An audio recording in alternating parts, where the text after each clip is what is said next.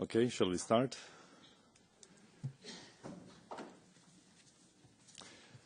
Good morning, everybody, and welcome to this press conference on the new European Consensus on Development. I would like to start by introducing you the three of the shadow rapporteurs on this file. It is Mrs. Maria Höbuch from the Green Group.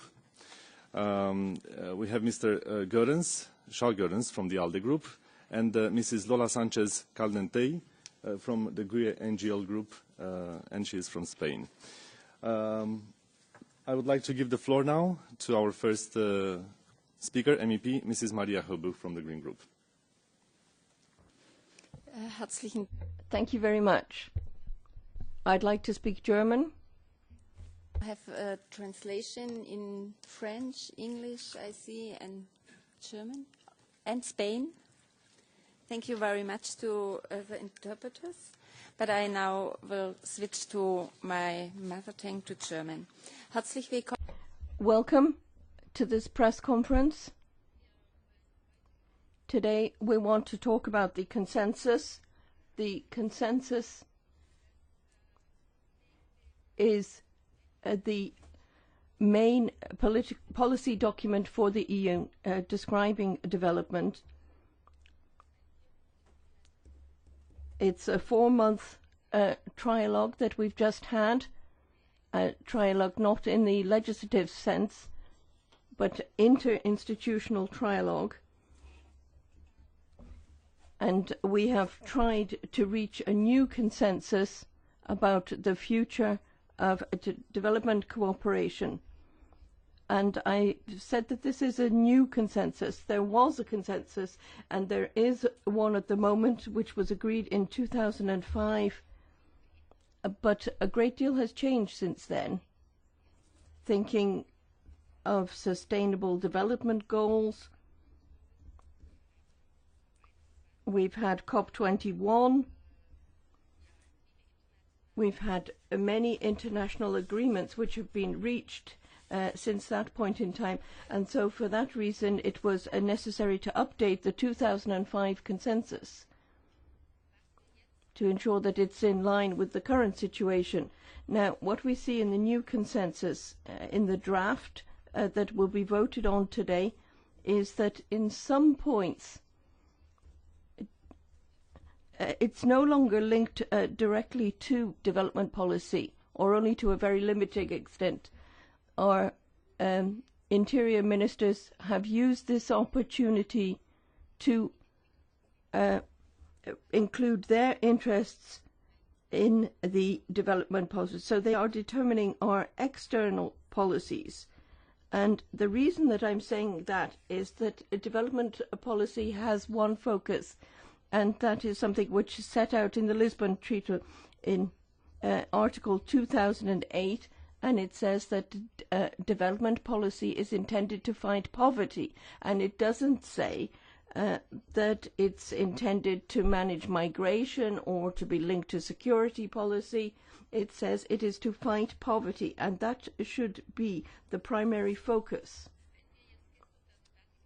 And following yesterday's debate, now all the defenders of this strategy said, well, poverty's in it, it's in this paragraph, it's in that paragraph. Yes, it's true that it is in as well, but I think we should remember that the Council and the Commission are masters of rhetoric, and we need to take a very close look at the document. And it's not just because it's included that it is the priority for the future. And during the negotiations, it became fairly clear where the priorities were and what the focus was for the Council and the Commission. If we look at the example of poverty reduction, there were much stronger commitments in the past. In the old consensus, it was very clear, and it was very clearly defined in paragraph 11. And during the negotiations, we tried to get the wording from the old consensus to be included in the new wording. We said we wanted to revise that. And if you revise an existing document, why would you throw out what's good and valid? Why wouldn't that be included in the new consensus?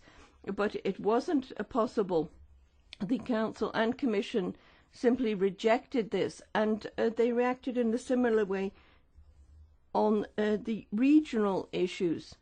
In the consensus, it says that the poorest and weakest countries should be supported. It says, microphone please. Mikro auf. Die meisten von Ihnen. And most of the countries that I've just mentioned are in southern Sahara. And that is true, but elsewhere in the consensus, it says that the middle-income countries are particularly important, and that the EU would like to have greater cooperation with them. And there seems to be a contradiction between either we're focusing on the least developed countries or it's the middle-income countries that are important. And they're thinking of North Africa, not South America. And so the focus here really is on migration. And in the previous consensus, it was much clearer. And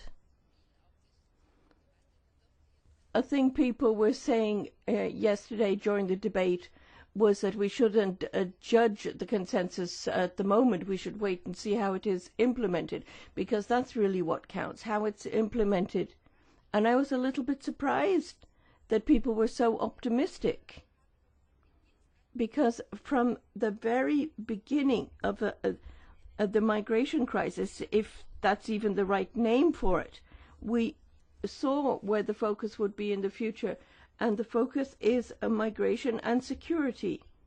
And in the consensus, we seem to be legitimizing that and setting it in stone, and poverty reduction and global fairness has less space, because we can only spend each euro once. And perhaps there's just one other thing I could mention.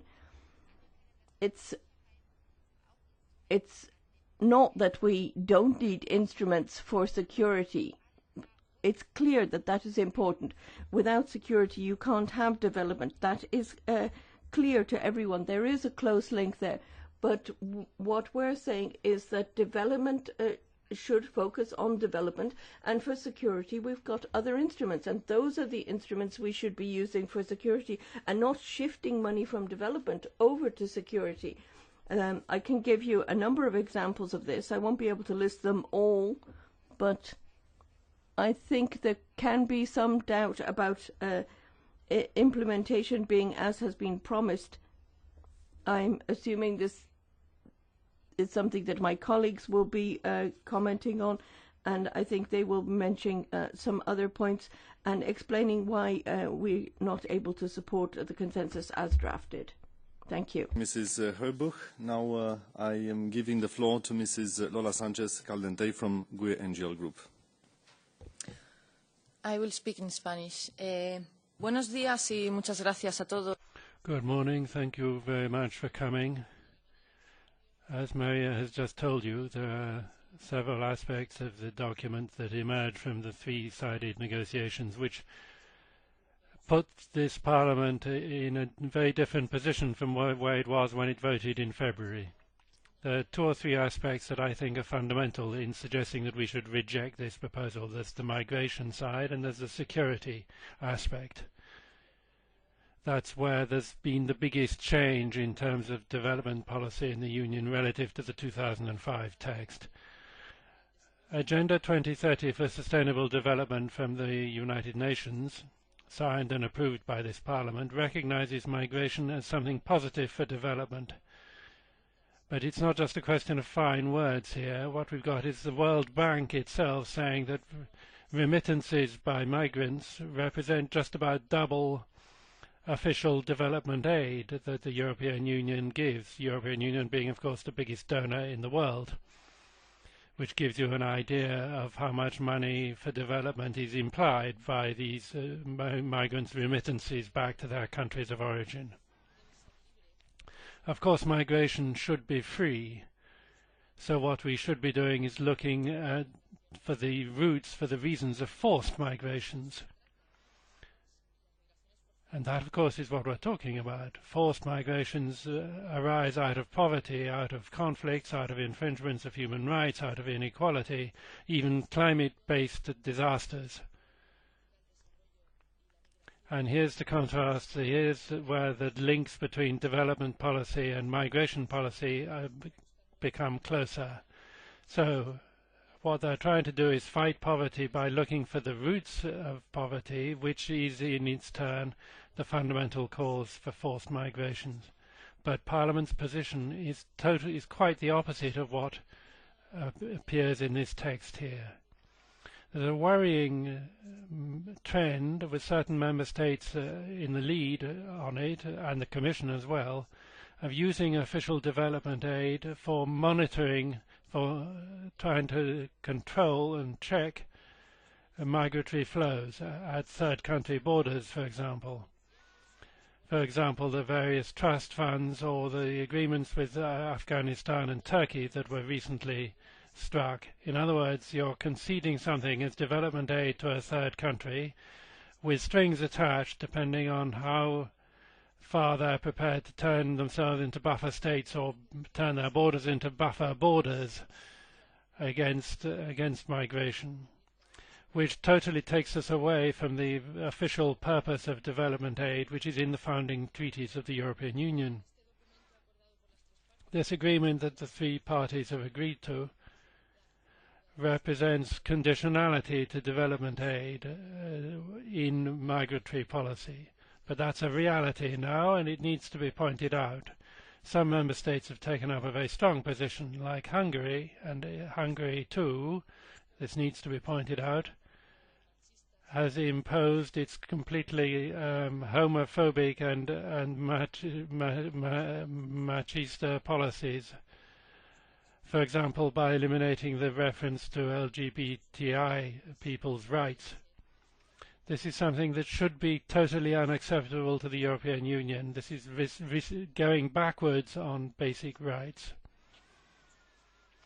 The second thing that greatly worries us is securitization, because Parliament spoke out clearly about not financing military activities through the appropriations that are supposed to be for development aid, for a simple reason that Maria has just told you. Article 208 of the Treaty of Lisbon says that development policy has to have clear and simple aims, namely reduction of poverty, which doesn't at all coincide with the defence and military policy, which has geostrategic interests for the Union at its heart. So we see once again that this Parliament's position has been ignored. And what's more, we have very vague terminology here, which makes it possible to divert funds that are supposed to be for poverty reduction. All of these things are red lines, and they make it impossible for us to support this document. We think that Parliament's position has been ignored. We think that this text represents a step backwards from the previous consensus. And we think that it encourages deception of taxpayers. So we've tabled an alternative motion, stressing our position, recalling Parliament's position of February, rejecting the so-called new consensus for development, because it's not a consensus. Thank you. Gracias, Signora Sanchez. Je vais donner maintenant la parole à Monsieur Charles Goerens. And now I'll give the floor to Mr. Charles Goerens from the ALDE group. Yes. The debate that we had yesterday showed black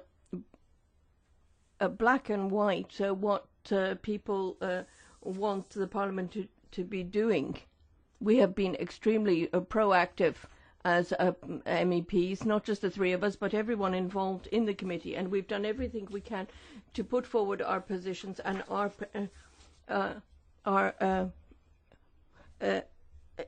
idea was that the method was important. The objectives are praiseworthy. All of the objectives set out in the consensus document are things which we can support. There's no problem in supporting everything that's said on policy coherence. Policy coherence is essential.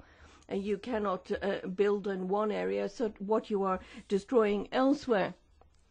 And so we have to do that with we can't have development aid having one focus and that being undermined by trade or other policies. So, but the problem is that we don't have an effective method to achieve these goals. And the problem that we have in terms of policy coherence and looking at why we're not making enough progress is that up until now we haven't set rules to arbitrate in the case of any conflicts that may occur within the Commission or within our ministries. And the Parliament wanted to say that someone has to decide on these conflicts of interest or these conflicting positions. And who would that be? Is that the minister responsible for development cooperation? Perhaps, if he or she is given those powers. If not, it has to be somebody else. Perhaps the Prime Minister of a country or the President of the Commission. But if we're going to have an nth inter-service meeting or another interministerial committee where the arguments aren't being presented, then I think an operation of that type is destined to fail. So yes to coherence, but yes as well to a method. And if effective methods are not included in the document, then I think we can say that it's a failure or a missed opportunity. Yes, we agree with everything that's been written on youth, on job creation. Of course, we agree with that, but it's a question of how you do it. And climate change and water, leaving no one behind. I think it's clear that is the objective of development cooperation. But it is to promote dignity through eradication of poverty, and all the rest derives from that. 20% to the least developed countries, I think that should be obvious. But I think the very essence of development cooperation should be to focus on the least developed. So we can subscribe to all of these principles, and we all agree on that. All of three of us here, representing different groups, support all of these objectives. So it's not that we don't want to have a document that will help us to make progress, but on the consensus, the main criticism that we have is the fact that there are some very praiseworthy, supportable objectives, but does not include a method which will make it possible to achieve the objectives included in the document. And let me just take one example. If we take public development aid, it's been almost 50 years now that the international community has been renewing at every international conference the objective of 0.7% of GDP to development aid. Now, the EU has 5 member states who managed to achieve that objective. So there's still quite a lot to be done. There are 23 who aren't reaching that level. Now, we know that there are countries where people don't have access to social security. Greece can present reasons why it's not able to reach that objective in 2017, but there are other countries that could frankly do better. And if we take an example, it's something we don't do very often, but let's look at the case of the UK. They have put into legislation the objective of 0.7% of GDP for development aid, and it is because that they put it in legislation that they're able to do it. They have a method, and that is how they are able to achieve that objective, but Europe is refusing to do this. They haven't accepted any even slight move in that direction, and nevertheless we had good arguments that we presented. What Mr. Piebalg said at the beginning of 2000, he said we needed a method to be successful, and what we're doing now is saying that we have a position which is broadly accepted by the Parliament, and is broadly supported by the Commission. But where's it blocking? It's in the Council. And who votes in the Council? It is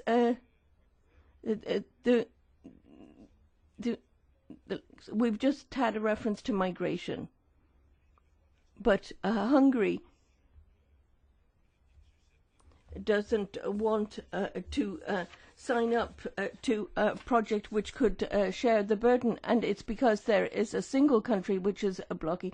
Then everyone is at the mercy of that country that doesn't want to make progress in those areas. So it's a failure for the Commission, it's a failure for the Parliament, for most of the member states, and I think that would lead me to conclude that the intergovernmental system, based on unanimous decisions in vital areas for the future of Europe, it is not successful. So in the document, you won't see that this is something which is being blocked by Hungary. That's not something that's in the document. But that doesn't mean that migration policy is being blocked. And I think that we have to call a spade a spade. And if there's an increase to 0.7% from a country which is currently at 0.4%, we know that the commitment was made 50 years ago. It was renewed as part of the consensus agreement in 2005, renewed once again as part of the objectives for 2030. And we have to look at why it's not working. Why isn't it being achieved? We constantly renew the same commitments, but we don't give ourselves a method which makes it possible to achieve those objectives. And that's why we really have to look at what we can do. Well, give a central role to the Parliament in monitoring the policy. Give the Parliament a way of checking whether or not the responsibility that all of the member states have signed up to is being respected. Come to the Parliament and present to us what a country has been doing in terms of development, and then we'd be able to say, well, you were at 0.4% in 2015. You have to be at 0.7 by 2030. What are you going to do? And see linear growth, because if you did 0.02% every year, you will get there by 2030. But if you don't set that goal now, you will never achieve that. And so I would like to say today, and I think we can come back in 15-year times and say, we won't achieve 0.7 by 2013. And why not? Simply because countries are ready to sign up to things as part of the consensus, but prior to the conference in Addis Ababa, when they were talking about public aid, they said they're going to go below 0.7. Finland had announced that it wanted to halve its public development aid, and allowed the Commissioner to present a commitment by all member states to that 0.7%. The Netherlands has reduced its commitment. And nevertheless, they let the Commissioner say that there was a commitment by all member states. And we do not want to support this by simply saying yes, yes. It's not the Commission that we're questioning. It's not the Parliament. Once again, it's the member states that aren't playing ball. And I'd just like to talk to you about something that leaves me a little confused. Our member states are willing to carry out an OECD evaluation every single year as part of the so-called CAD.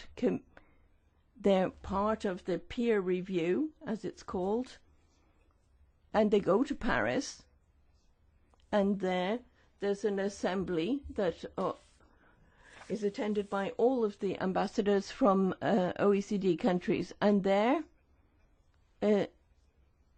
they make their presentations in front of the ambassador of the US, Japan, but they won't come to the Parliament, and that's just not logical.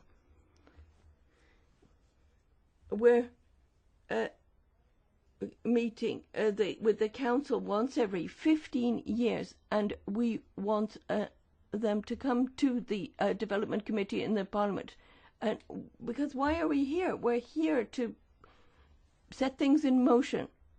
And if not, why are we elected? It is our role to carry out controls and give political impetus. And so perhaps just to conclude, I think here we're really at the limits of a mixed system where the council is reacting at intergovernmental level, and it is the weakest link that determines the ribbon.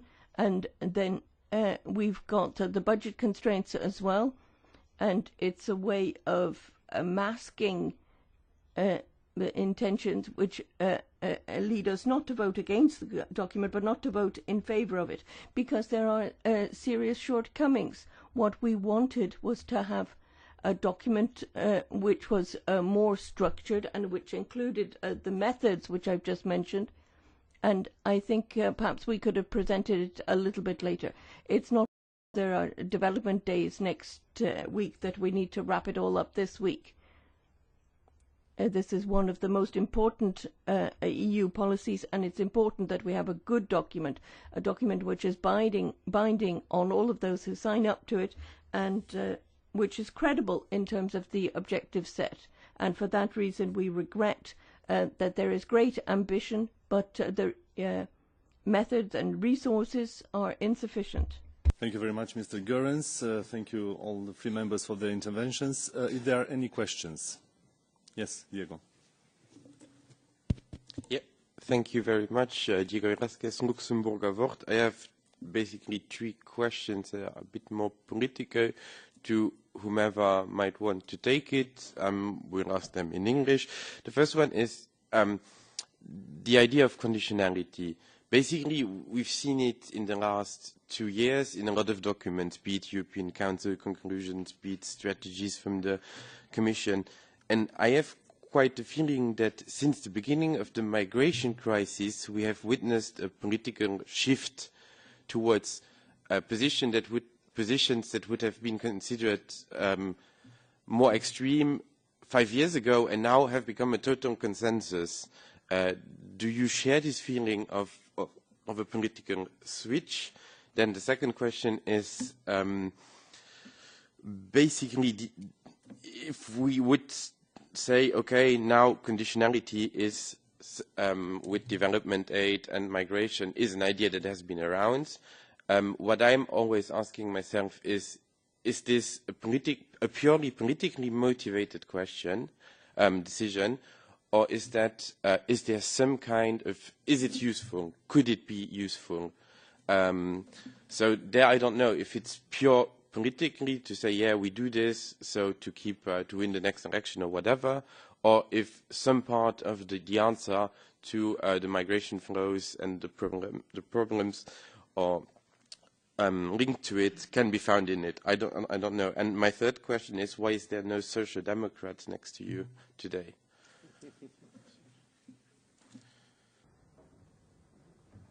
Thank you very much. Diego, who would like to start? Mr. Goerens. Merci. Vous permettez que je réponde. Thank you. You'll allow me to answer in French. Why aren't there any social democrats up here on this table? Well, because with all respect to the S&D group, it supports the European Development Consensus.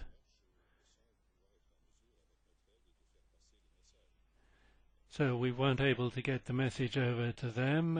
You'll have to ask them for an answer to your question. But it is true that they defended in the European Parliament's report on the question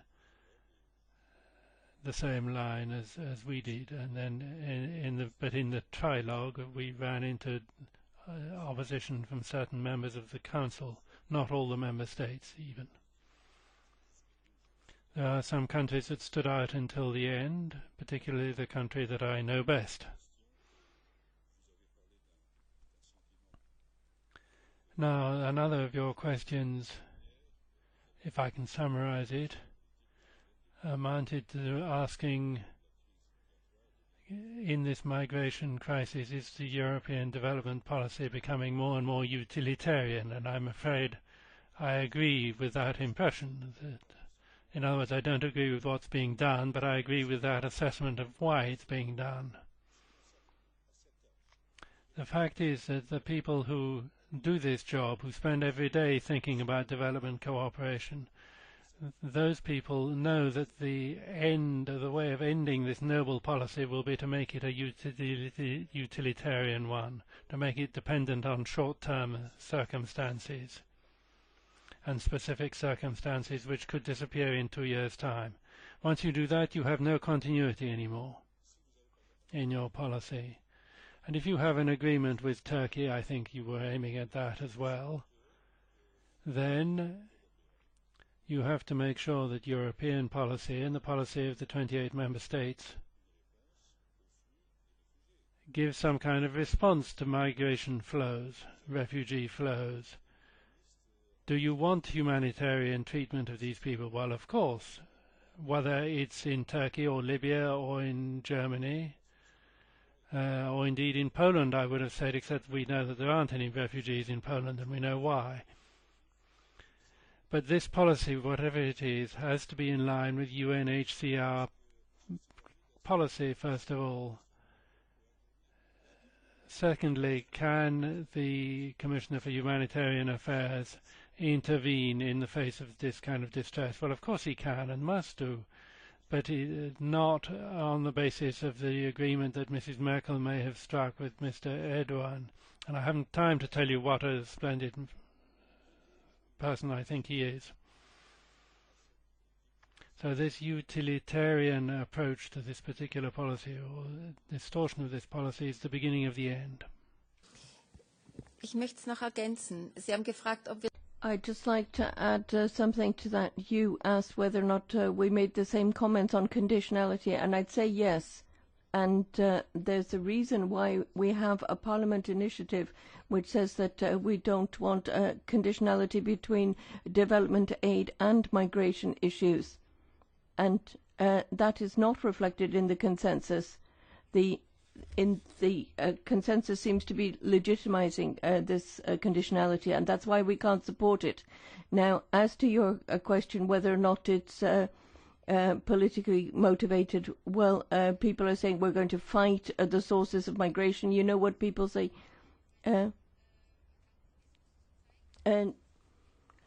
people are trying to calm people's fears and tell them that something's going to be done, but I think we need to be clear that, first of all, development policy is not an instrument to be used to manage migration flows. That's the first point. And then secondly, development aid can offer perspectives to people in the long term. It can give them economic and social perspectives in their home countries, but it is not an instrument where you can make short-term changes.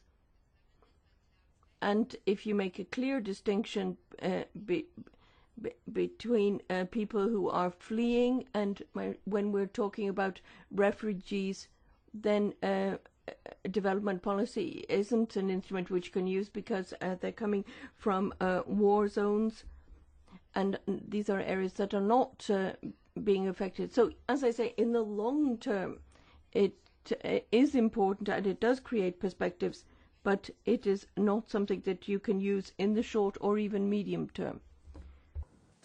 Thank you very much. Mrs. Sanchez, you want to intervene, please? Sí, gracias. Yes, thank you. As to the question of where is the social and social democratic group, well, yesterday in the debate, I can tell you Mrs.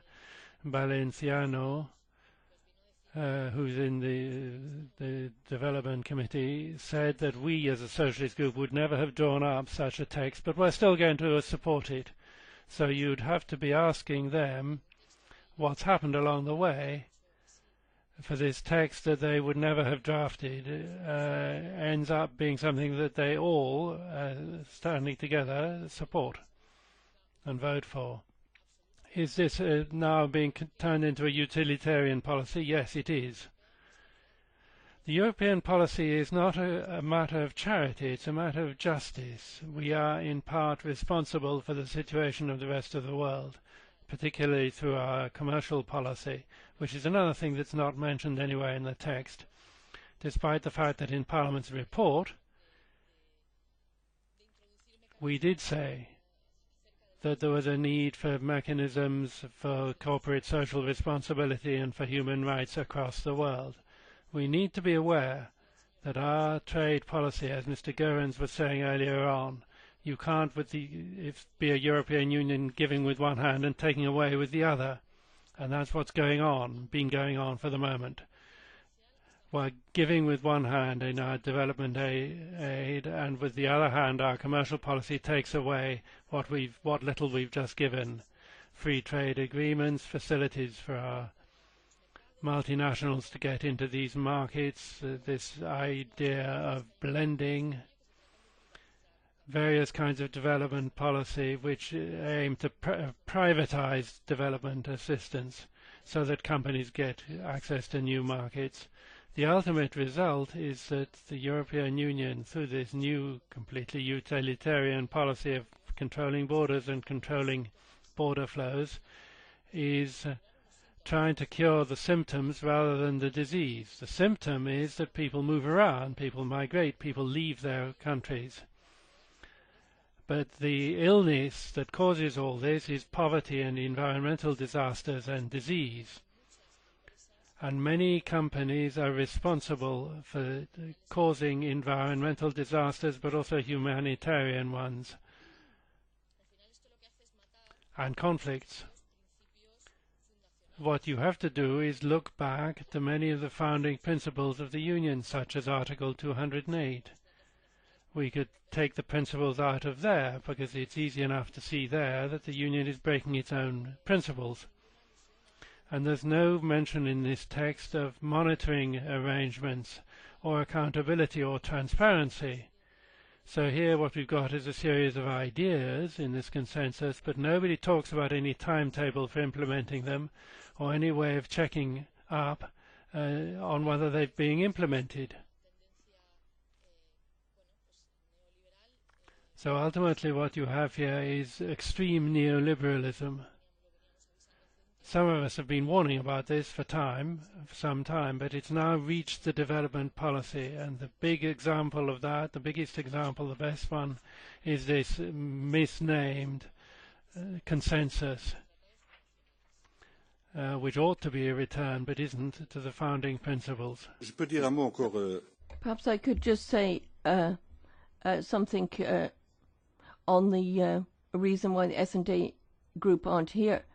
Each group chooses the way that it communicates, but I think that the idea behind this press conference, particularly on the financing objective, is very much in line with the thinking of Willy Brandt, who was a social democrat. I heard him present his North-South strategy in 1983, and the thoughts of Mr. Spinelli and the thoughts of Willy Brandt on the North-South were a huge moment, and we are very much in line with that heritage. Now, I'm the only one here who was there. I think I could be the big brother of the colleagues sitting here with me, and so I just wanted to contribute that experience.